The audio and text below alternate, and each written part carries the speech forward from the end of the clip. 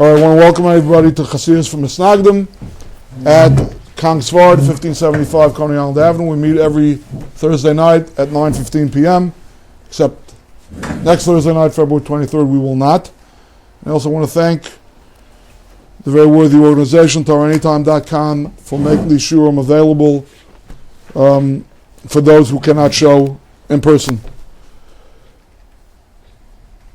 I want to dedicate the schus of the Limud HaTorah tonight to the refuah shleima of Yosef Shalom ben Chaim Usher, it's Rav Yoshev, and to Yisrael ben Chana Tziril, that's Rav Belsky, Rashiv Tarvadas. Should be zeichet to refuah shleima. Okay, so let's we're a departure from what we usually do over here. Just hand this to him to sign in because it's the first time he's here. Whoops. To sign in. Okay. No, you signed in already. The mayor behind you. What? Oh, what? Do I have extra paper? Oh, and extra paper. If not, just look on. Would you look on if you don't mind? Okay. Anyway, we're going to spend a few minutes recapitulating, which is usually why I want to start something new, because when you chazer last week's year, you don't have that much time to go weiter. But there was such a gedichte piece that we decided we were going to be mamshich with it. Okay, so just very briefly, Chaim Chernovitz in the Sefer V'Sidur Shel Shabbos is running with two basic chazals. Number one, B'li Das Havdalah Menayin, he's interpreting to mean that anything that requires Havdalah requires a little subtlety. It requires discernment. If it's an 800-pound elephant sitting in the room that distinguishes one thing for another, that's not the kind of Havdalah that requires das. Number one. Number two, along the same lines is, Ve'evdaltem ben abehema tahira l'asher nena tahira, that you should separate, you should distinguish from abehema tahira to einena tahira. So the Chazal asked the question, what does that mean? I have to separate between a donkey and an ox? That's self-evident. Elamai, you have to separate a tahira l'cha and a tahira l'cha. And what does that Chazal say? Between a veshet, an esophagus that was sliced by the sheikh to exactly 50% to a hair over 50%. 50% is treif, tamei l'cha, 50.00001% is kosher. Okay, it's tahira l'cha. That kind of Havdalah, that kind of subtlety that doesn't meet the eye, that's the Havdalah that's wanted. He runs with this, and he applies it so far to two concepts. One is the Kedusha Shabbos. He says Shabbos has to be different from the days of the week, not in the fact that Shabbos has Issa Malacha and the weekdays have Heta Malacha. Not in the fact that Pesukah de Zimra in Shabbos is 3 times longer than Pesukah de Zimra on a weekday that has a Musaf and a weekday doesn't. But in the etzem tefillas, in all around Haggis, that Shabbat has in common with the week. What's not near line, not what meets the eye. That's what a Havdalah and Kedusha Shabbos really inheres. Number one. He extends that concept also to Kedusha Yisrael and Havdalah Yisrael ben Am. The fact that we have more mitzvahs, they have 7, we have 613, our behaviors are different from the Goyim, that's self-evident. That's like the difference between an ox and a donkey. Then he says a Meredik Chiddush. Their neshamas are different than theirs. That's also self-evident. What's not self-evident? Our physicality, our physical needs, our physical desires. They need to drink, we need to drink. They need to eat, we need to eat. And all the other taivas gufnius, as he calls them, that's where we have to exercise Havdalah ben Yisrael Amim most of all. Okay. So we're on Amid Kuf Ayin Zion, and not Alei, not the third leaf. That's what he calls these things. Shayrif, Anaf, Alim. We're not. I would call it an ice, not an ice gimel. At the beginning, we're going to start from Ashrei. Okay. Now he's talking. He's kind of inverting the order. Not that I'm criticizing him. If I'd be the author of the Sefer, I'd be writing the Pashat on Haga first, and then going to the Heicha Madregas. He's starting from the Heicha Madregas. And basically, I mean, it's good to study it, it's good to learn, it's good to know that such a concept exists.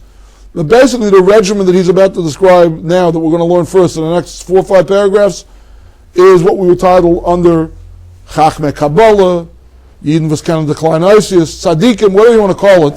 It's not the generic garden variety, Kol Masach Yul L'Shem Shemayim kind of a thing. Although he's going to get to that and explain that very beautifully as well. He's saying something a little bit higher than that.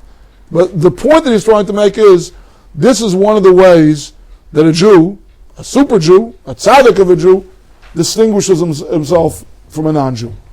The Havdalah ben Yisrael La'amim stellt sich aus in that when a Yid, he's going to start out with the activity of eating. When a Yid eats, this is what's going on. Conceptually, it looks, again, what's near a lion. I see a Jew biting into an apple. Of course, the Jew made a bracha, the guy didn't make a bracha. Again, that's like the difference between an ox and a donkey. That's not where the Havdalah is.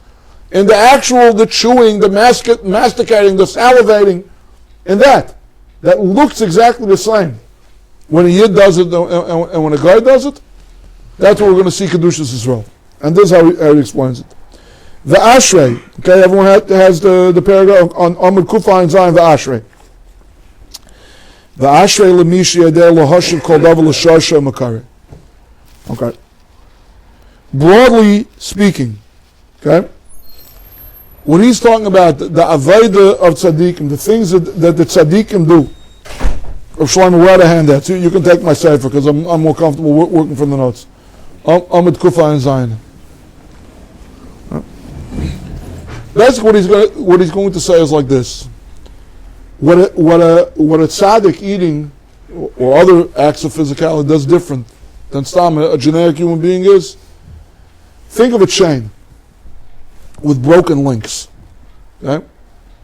And you have a master jewelry repairman who keeps on fixing the links that are broken until ultimately, if you give a shekel up here, if the link is up high somewhere, if the chain, I should say, is rooted someplace high, and you give it a little shekel, there's an immediate sympathetic vibration down here. And lidachis, and conversely, you give it a little shekel down here, it's all connected, it's all interlocked. Cause, effect, cause, effect. Basically, the Chai HaChayim, the life, the source of all life, the Sibas Kol HaSibas, Ilas Kol Ilas, are words, are descriptions, theological descriptions. That's what we call Hashem. Where the buck stops, okay, where that thing that can only be a cause and not an effect, that's a good working definition of God. Okay? So when a person in his eating is reconnecting that which he is eating with the next step, which is to the next step, which is to the next step, which ultimately leads Kaviyachal to Hashem, that's a kind of an avodah, that's a kind of different, holy, sanctified eating that he's discussing here. And this kind of eating, it's going to be clear a little bit later, these are kavanas that you learn from the Arizal. This is if you're not melubin in Kabbalah, again, the broad outlines, some kind of description of what's going on, he'll say over here, but again, sometimes my Rashivas Zatzal used to say, as was edler the nimshal als grabim was on the mashal. The more abstract and the more ephemeral, the more halig, the nimshal is, sometimes you have to use a very grabba mashal, right? There are sports fans sitting in the room. There are people who follow football. And people fancy themselves, I'm a student of the game, I know about defensive formations, and I know to play. But you're nothing compared to a pro player who's been in the camp, who studied a playbook this thick, and he knows that what all those X's and O's mean, of avink, so to speak, immediately, right? So again, the broad outlines of what's going on he's going to give to us, but how you repair these links in the chain, that's Kabbalah. That's not something that we're shaykh to. Blessed is the one, praiseworthy is the one who can return everything to its source and to its root. In other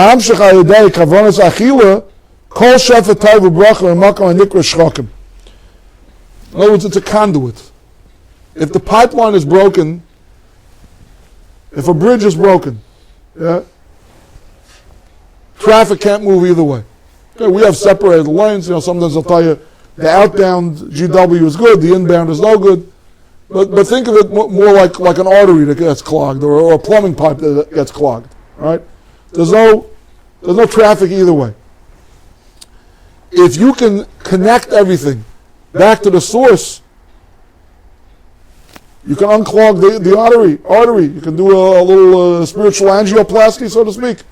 So then the shefa comes down easily through that open bandwidth as well. I'm mixing a lot of metaphors here, but you get the basic idea. By your kavanas of achila, to plug the eichel and the chiyas, the vitality you're getting eichel, back up the chain of causality, back to Hashem, then you open the tzinaris, you open the conduits to bring shefa down from Hashem. What do Chazal say shchokim means? Shchokim, b'pashtus means one of the shamayim, one of the ma'inis in shamayim. Chazal says shesheichakas mon l'tzadikim, that they grind man for tzadikim and to all the holy olamas. Whenever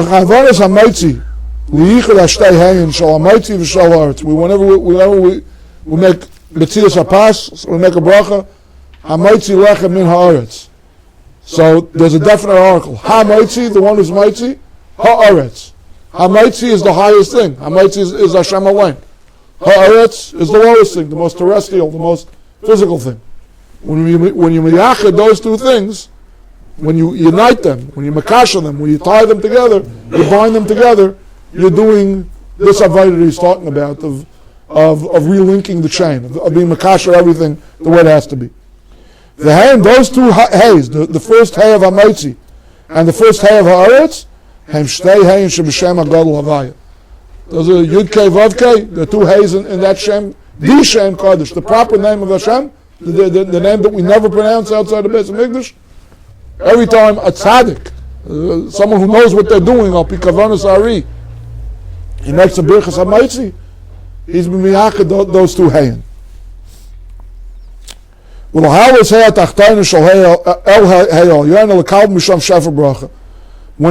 raise up the earthly to the heavenly, you can bring the heavenly down to earth too. Because that hay, Helyana, now has the power, is now empowered to bring down, we know this all from Eshtes Chayil, he's alluding to Tarif Levesa v'chayk l'narisah. Chayk is another word. Hatrifeni lechem chuki, it also means sustenance and shefa and so on. Okay. Very abstract stuff, it gets a little bit more understandable, but again, still, there's this time, we're learning this, Vayigba Libe B'darkei Hashem, it's not a participation sport, it's a spectator sport. At least, we get some kind of an insight in how the tzaddikim operate, at least in theory, the way an emes tzaddik eats. V'hu nasa b'zeh kedugmas ha'kohen, ha'ovid avodah al mizbeach. You know what, before I read this shtickle, I want to read another shtickle. Turn over the handout a little bit to Amud Kufay and Ches. There's a dibra maschel v'achakach k'shiyeshu lechel. 1, 2, 3, 4, 5, 6, 7. 7 lines down from the top of that paragraph. It's a sentence that starts with words v'ata shema. Okay, listen to what he's going to say now. V'ata shema es asher omer lecha. Listen to what I'm going to tell you now. Kihine, ein lecha davar medivrei ha'olam hazeh. There's nothing in this world. She'ein b'yitzar kedusha v'chiyas. HaKedusha ha'machayas adavrahu. Everything, even tamei dika things, have something holy that's vivitating them, that's keeping them alive, that's animating them. U'kaman Rabbi Zal. Ein lecha kol esav ve'esav melamata she'ein lei mazel melamala v'rakia ha'maka esai v'harmalai gadal. I always thought it was gadel, but then again, it's a product of the American yeshiva system. I'm innocent of any knowledge of true digduk. Here it says, I'm like Gedal. Okay? There is no blade of grass anywhere in the world that doesn't have a malach, a sar, malamayla and shemayim, that, metaphorically speaking, isn't banging on its head, isn't urging it on. Grow, grow, grow. That's what grass does. Grass is there to grow. It means whatever the thing, the pool of the thing is. A peacock has a malach that's saying, show off, be mispar, show your feathers. An eagle has a malach that's telling it soar. Everything in the world has a koyach ruchni. That's the battery of the you get these electronic cars that go. You have a remote control. The remote control, the battery. That's really the car isn't really an automobile. It's not on its own. And even an automobile, which means to go on its own. And the Greek etymology, the words automobile. There's an oil combustion engine. There's something in there. If there would be nothing under the hood, the thing would be inert. It wouldn't move. Right? So metaphysically, it works that way too. The malachim, without going too far afield over here, and Mazel Yisrael is one of the big differences between Hashgacha Pratis and Hashgacha She'ena Pratis.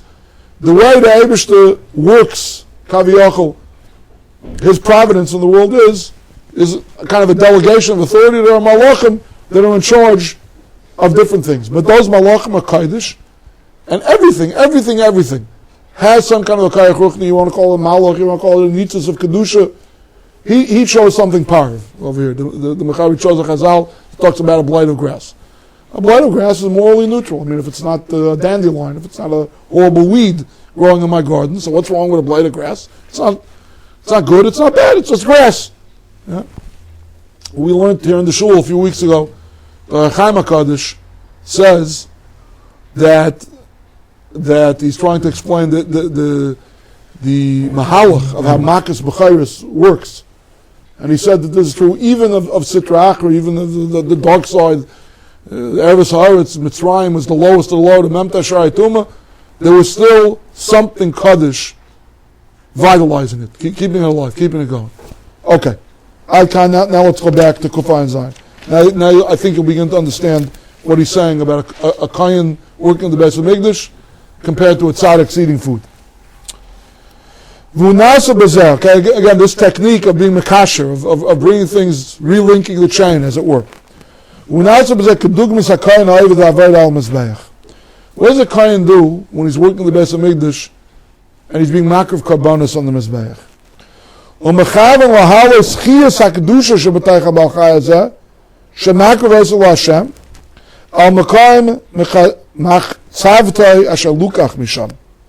What he's trying to do is this. Okay, a lot of people.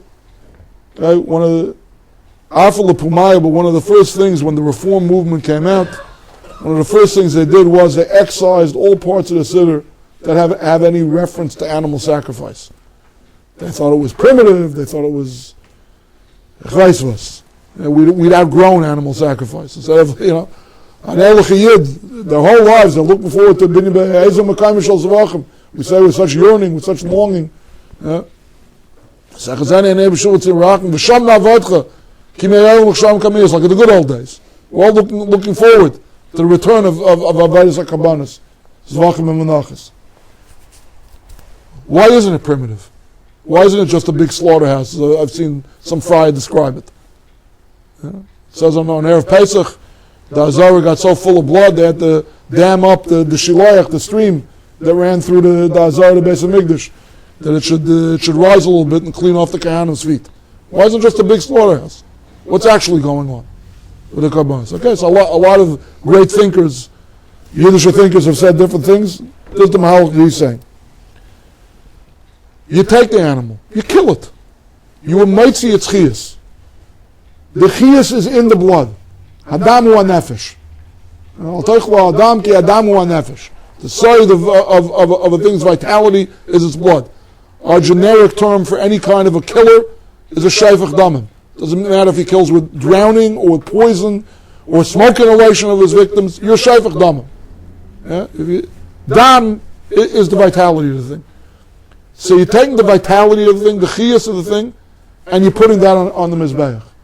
When you burn the meat of the animal on the mizbeach, you're literally being mala'it. V'haraya. First of all, Lashon Chazal, Hasheichet v'hamala, Kodshim b'chutz. Sheichet v'hamala means to put it onto the makam aktar. You put it onto the place where it gets burnt. But more than that, the carbon that gets completely burnt It's called an oila. The word's called, it's a rising carbon. It's an ascent carbon. That's the method of ascent. The way we get in a quite literal way, we convert it to gas, and the gas rises, the smoke rises. It goes, even in the physical planes, it's rising. It's ascending. Right? But what he's saying is, this avodah of kabbalas is an avodah of his kashrus. You're taking the chiyas of the thing, and you're raising it back to Shemayim, to the makar of the chiyas. There was never Bessie the cow that became the Karban Shalom here on earth. If there wasn't a malach upstairs saying Bessie, grow, say moo, give milk, eat grass, whatever cows are supposed to do. There was always a malach. And behind the malach, who's the power standing there? Behind the malach? Malach Eiches Kum, the Eibush line. So basically what you're doing with a carbon is, you're going in the reverse direction. The Hashpah comes, Malamayu, Lamata, from the Shemayim to the Eretz. Hashem is Machai everything. And when you take the essence, the essential chiyas of the thing, the dam, and put that on the Shulchan Hashem, on the Mizbeach, that's a stairway to heaven, that's a conduit to Shemayim. And literally, when you burn the parts, and they're Nis'al L'Shemayim, you mean Makasher, you're recognizing the source, and you're plugging things back into the source. That's how he understands Avodas HaKabbanis.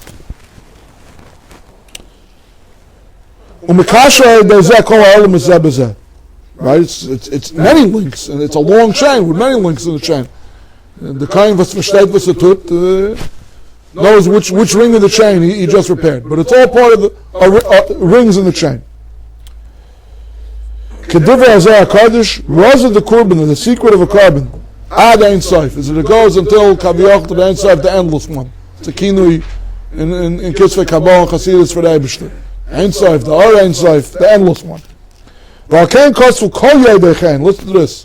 This is wild. Okay? Why do we say Vidui on Erev Yom Kippur? Simple question. It's not a trick question. Why do we say Vidui on Erev Yom Kippur? Before Sudas HaMasek, it's a Yom Chol. It's Erev Yom Kippur. It's not Yom Kippur yet. Right? Mincha, Erev Yom Kippur, the Minig Yisrael is, you daven Mincha Erev Yom Kippur before you Sudas HaMasek. Why is there Vidui during Sudas HaMasek? Right? In case you're choking a meal. Right? That's how everyone understands. You do Vidui, this might be your only chance. You may not live to see another Yom Kippur. Chap around one Vidui. Listen to what he says here. Hu Yedechen, and not the Arizal.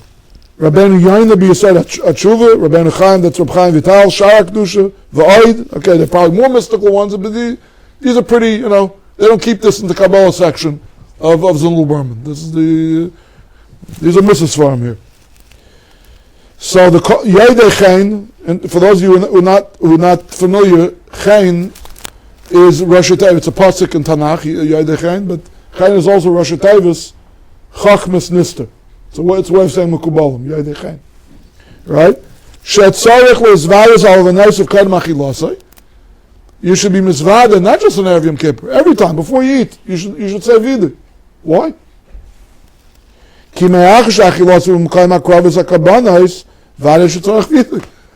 a carbon needs vidui, so a meal needs vidui. When a tzaddik eats a meal, it's like a kayan being marked of a carbon in the base of English. Karbanis didn't go without vidui. A tzaddik's meals don't go without vidui. Maybe it's a carbon of all of them is vada. Okay, now he gets a little bit more understandable for a short spurt here. The Rambam says, you put your two hands between the animal's two horns, you lean your weight on it, mizvada, al chatoyis, avoin chatos v'chul. Ad ketzim mizvada, omer chatos avisi, v'chazayda b'shuva v'nach ad kan. Okay? So in other words, the idea of a carbon is, you have to do tshuva and you have to say vidui. Vidui is the essence of tshuva, especially in the thought of the Rambam. It's not even clear if they're two separate mitzvahs.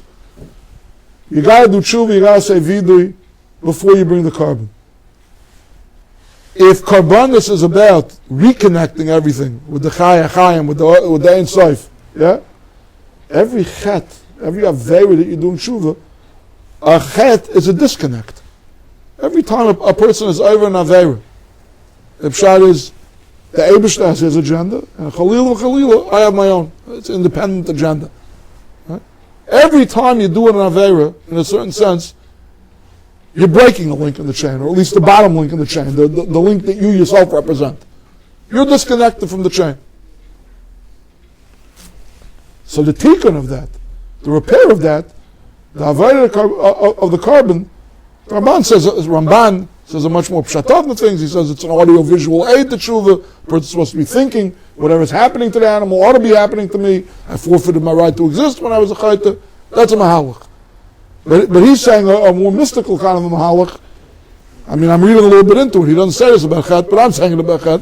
That if the chet disconnected you from the chain, the carbon reconnects you from the chain. But the only way the carbon is going to reconnect you from the chain is if you show us as tut devei that you're disconnected. That's what a vida is. That's what shuv is.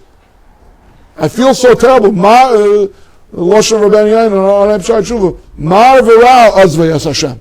The abandoning of Hashem, the disconnection from Hashem, is bitter and bad. And if you recognize it, that's the cure itself. If you understand that it's bitter and bad, you're not disconnected anymore. You've reconnected yourself. Uksiv, zivchei alikim ruach nishbara. The zvachim, the offerings for Hashem, is a broken spirit. Shekesheretz olahakiv karban ofnei Hashem, tzarich mikam lishba liba bekirba. Before you're going to bring a carbon, you have to come to the madrega shvius alive. You have to break your own heart. Lizvades all of a l'kabel all of avedis b'ay b'leiv shalom. To confess your averis, to makabel that from now on you're going to do good. Oz, listen to this. Elikim le'sivza. What's the end of the pasuk? Zivcha elikim. Fighter, it's the Shem elikim, not the Shem Hashem. Ruach nishbara. Elikim le'sivza. She'af elikim. Shu b'chinas hadin le'sivza. Such a kind of a tshuva and such a kind of a carbon will not be ignored even by the midas hadin. U'makabel b'ava. What does this mean? What does this Rosh Hashanah mean to say? I always thought that tshuva is from the midas harachmim. Comes the Yom Narayim, we call it Yom Harachmim Vadin, yeah. But you want to do tshuva, you say vidi, but you say Yud Gimel midas harachmim. What does he mean over here that even the elikim le'sivza, the midas hadin? So I'm thinking like this is my own theory. I could be wrong. Talking a little bit about the Suda of Yom Kippur. So there's an unbelievable mahalach, an unbelievable approach of the Rabbani Yaina. Some Rishonim learn, it's Chazal, it says, Kol ha'eichel b'tshi, if you eat on the 9th day of Tishrei, kilu hisana shiva asiri. It's like you're fasting for 2 days. So with some Rishonim say, because it's achana, you get yourself ready. If you carb up, it's easier to fast at Yom Kippur.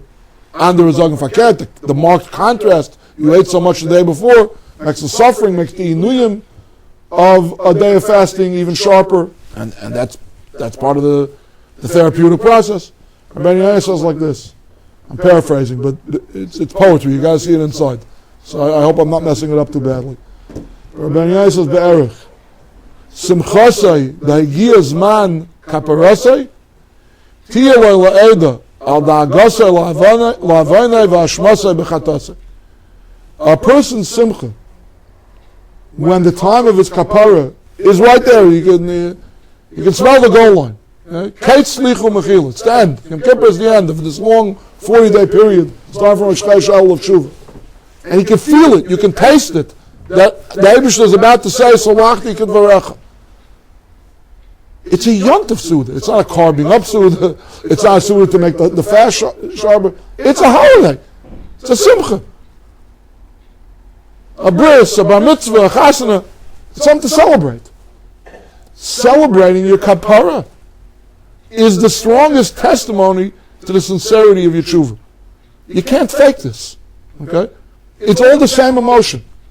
The dogma I always give myself with this Rabbi Yan is, imagine a guy has a hole in his pocket and he loses a $5 bill. So maybe he'll utter one expletive, shrug his shoulders, Yair Shvaita Gegan. Mais Mufazaris, forget it, I'm never going to see it again. Right? A guy hit the lotto jackpot. $30 million payout. Lump sum. After taxes. Right? And he was so irresponsible with a lottery ticket. Yeah? That he stuck it in a hole with a pocket. And now he lost that.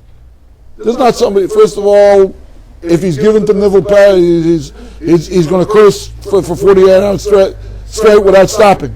Then he'll start tearing his hair out. Then he'll be Yikru Karcha, I know, go to that. I don't know what he'll do. All kinds of avelos. They're forbidden by that, right? Now imagine the difference between a wind blowing back the $5 bill that was lost and a wind blowing back the winning lottery ticket. The guy who lost the $5 bill, easy come, easy go, easy come. I lost it, I got it back. Okay, it wasn't a big loss, it's a big gain. Okay, he'll smile for 10 seconds. Serendipitous, my lucky day. Maybe I should buy a lottery ticket today. But the guy who thought he had lost his winning lottery ticket, and now he knows he has it, he's doing a jig, he's inviting all of his friends, 20,000 of his most intimate associates, to throw a party in the Nassau Coliseum. That's the Suda of Erev Yom Kippur. Suda of Erev Yom Kippur is there's nothing in this world that's more valuable to me, that's more life-giving, that's more joy-giving than my relationship with the Eibishter. And there's nothing that ruins that. The hole in the pocket that makes me lose that thing, that priceless thing of ultimate value, than chet. Now that the hole is about to be stitched up, the relationship is about to be repaired. Azah simcha. Right? That's the Rabbeinu Yaina. I think that the Suda Shel Shabbos is saying a little bit the same thing. That's midas hadin. That's a tshuva that there's some justice to it. It's not stam rachmim. Okay, I forgive you. I shouldn't forgive you. Akiras haratzon, kakiras hamaisa, mechat. Right? If it's all about, if you lose ruchnius by not valuing it, and that's ultimately what every sin is an expression of. If so, who needs my relationship with the Rabbi Shalom? The chet that's Arav Lashar, that's more expedient, that's more sweet for this moment, that means more to me. Right? That's ztzl in Hashem, that lack of avos Hashem, lack of yiras Hashem, whatever, that dysfunctional relationship with the Eibishter. That's what a chet is. The tshuva is itself the repair. It's almost like you're forcing the Eibishter's hand to say salachti. It was all about that I didn't value the relationship. I do value the relationship. V'haraya, my tears when it's ruined, and my ecstasy, my joy when it's repaired. Zivche Elokim, the midas hadin is maida to a ruach nishbara. If you're so broken up over this, taka hadin nissen that things are patched up, that I can forgive you. Efsher, b'derech efsher. U'kemay kein koydem achi losek u'dein ke'en dugmas akarmim k'mo shekasavna. Okay, now here also I have to, extrapolate, things I've seen in other svarim. What's the sushtal? Okay, I understand how he's touching a carbon, and why you should do tshuva, and you have to have ruach nishbar before you bring a carbon. A chet is a disconnect, a carbon is a reconnect. What does that have to do with our achila? So Chassidus svarim say, I think from earlier Mukabalim, that everything in the Bria is one of four levels, a four-tiered progression. The Rosh Hashanah's word is Datzchan. It stands for Daimim, Semeach, Chai, Medaber. Daimim literally means silent. We would define that as inert, lifeless, mineral. Or, right, a rock, a dead piece of wood, water, Daimim. Semeach is plant life. Chai is animal life. Medaber is human beings. Interesting that the two polarities, I could describe minerals a lot different ways than that they're silent. I think I could describe human beings a lot different than their speech endowed. But Lamaisa, those are the two poles. But Lamaisa, the way it works is like this. A plant draws up its chiyus from the minerals. Soil is a diamond. You plant a wheat plant, you plant a tree sapling in the soil. Soil is diamond. But the plant grows and raises it to a higher form of existence. Now it's converted, now it's incorporated into the body of the plant. Herbivores, animals that eat plants, so they took the plants which are immobile, which are rooted, they're tzemeach, but they're not chai, they have no movement. And now that gets incorporated into the body of the animal, and now that's at a higher level. A ben adam, a medaber, eats balei or eats plants, or ingests minerals, salt, vitamins, and pesvas. So again, you're being mala, you're raising things, you're promoting things, through the corporate structure, if you will, to the higher level, to the highest level.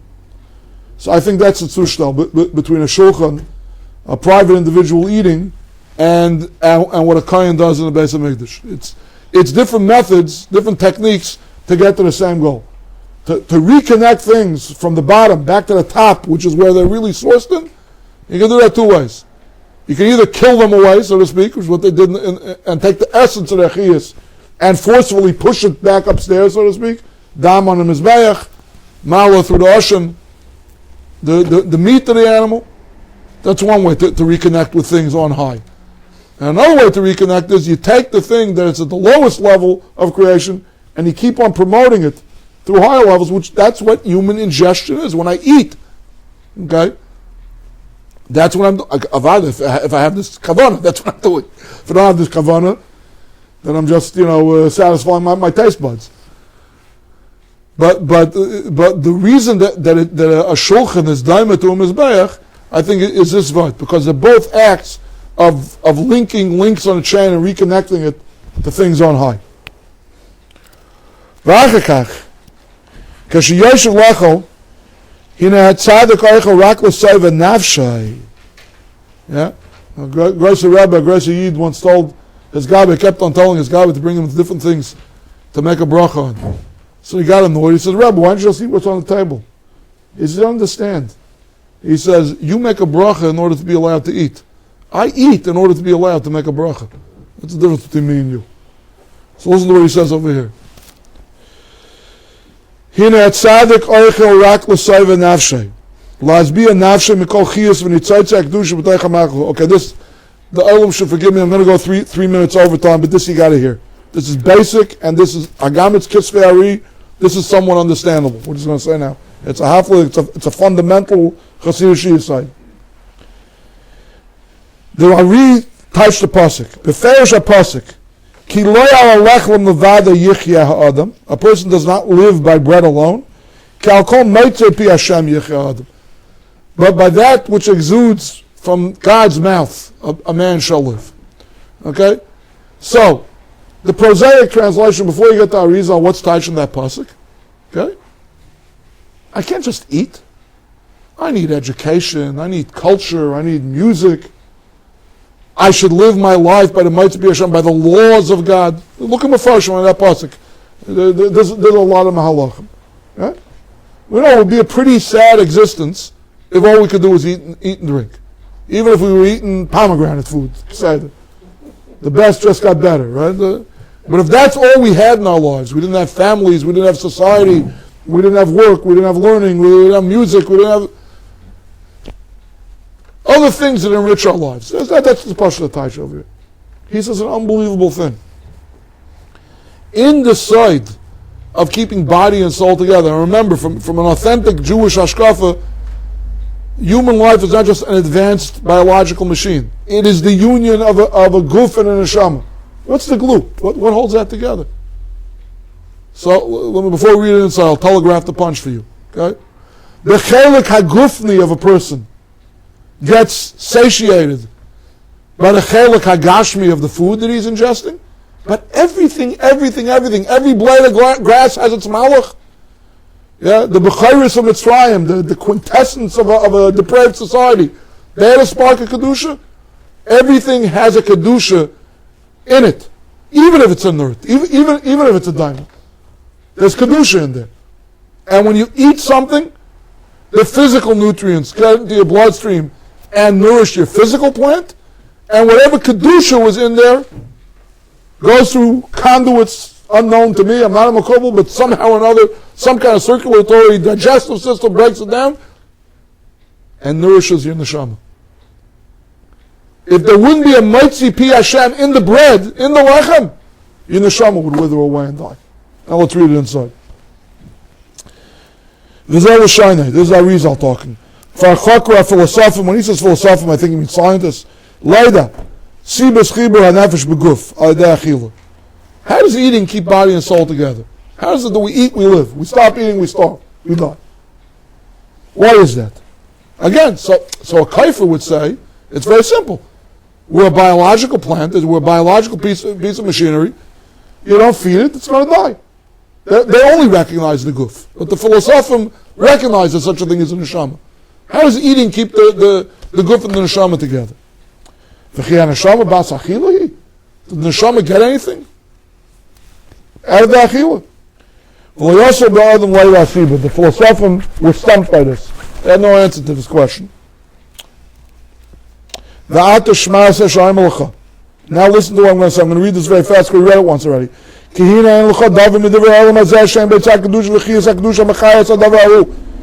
kedusha that's mechaya, it vivitates, it gives life to everything. Not just human beings and not just animals, not just balachayim, everything. Blades of grass, and I'd say diamond also. There's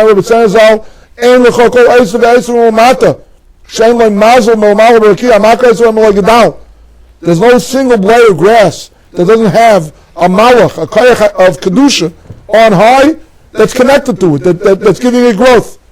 What this chazal means is the hashpah that comes from on high. I answer the heavens, I give to the heavens, and the heavens give to the earth. It's again this chain. Think of it as cascading waterfalls. Every waterfall has a bigger bowl than the next one, till the bottom one collects from all the ones on top of it. That's how the hashpahs go. Nimtza, called Michael ba'olam hu ma'or beguf nefesh. Every Michael. You're eating a potato, the potato has a soul. You're eating a rib steak, the rib steak has a soul. You're eating bread, the bread has a soul. There's a Maitzei Pi Hashem in your lechem. Nimtza, called Michael ba'olam hu ma'or beguf nefesh. Ha-Michael ha-nigla hu ha-guf, the visible, physical Michael is the guf, is the body. The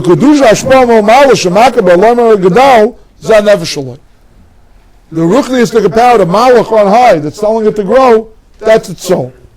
When an eater eats it,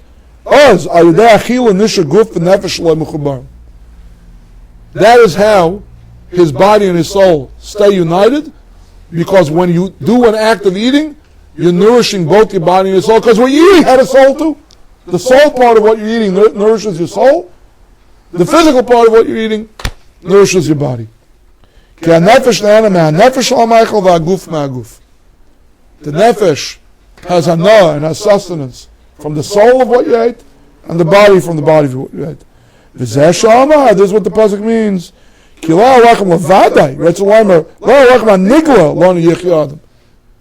We get a big guf, but our neshama will wither, and ultimately we die that way. How the breakdown of our physical plant, the breakdown of our spiritual plant. The Zaynai. Dimken, Mata Elsla Nefesh Mizeh. What does the Nefesh get? If the, it's like the nutritionist to say, white bread is gefährlich. There's no whole grain in there. It's glucose. You're not getting the nutrients that you really need out of the food. So in a metaphysical sense, in a spiritual sense, if there's nothing in the food that's ruchnius, where's your ruchnius going to get sustenance from? Elal kol meitzah pi Hashem. Right, so loim sheyesh lo meitzah halachem pi Hashem. Dahainu hashpah shemakabay v'oimel hashiyetzel l'chutz v'yigdal ayadei zeh yichya adam. Okay. This is what the Rizal says. Every achila has in it ruchnius agashmis. If we don't feel our own neshamas, it's very hard to eat this way. It's very hard to sit down to a meal, to sit down to a loaf of bread or a slice of bread, and see, hey, there's malachim in the wheat grains over here. There's kaychas rukni malamala. They're giving this thing form. But grace at tzaddikim, who are in touch with ruchniistic things, first and foremost, the existence and the vitality of their own neshama, they eat with a conscious awareness of the Maitzah Pi Hashem that's in the things that they're eating. It's a lot easier again to understand how the shulchan of a tzaddik is not to a mizbeach. And with this, we are ready to eat our cholents for tonight, I think. Which has a salt. I'm sorry, what is it? Again, the pasuk is especially not a critical rock. The 7 I'm sure after the pasuk. The rock is his insertion. Tzadik eichel l'seva nafshe. It means a stama mensch, is eating to satiate his body. But a tzaddik also wants to eat l'seva nafshe. He has to make his nefesh zat. There's a mitzvah pi Hashem. There's an neshama in this food stuff, and I'm extracting that when I eat too. So nefesh means the spirituality. Right. It's not, in the pasuk l'seva nafshe. No, I think that means the neshama of the tzaddik himself. In the pasuk of al mitzvah pi Hashem yechei adam, there is a mitzvah pi Hashem in everything they eat. That's giving it form, that's giving it sustenance, that made the raw material grow, that made the animal that I eat, whatever. The malach, that was responsible for the growth of this thing.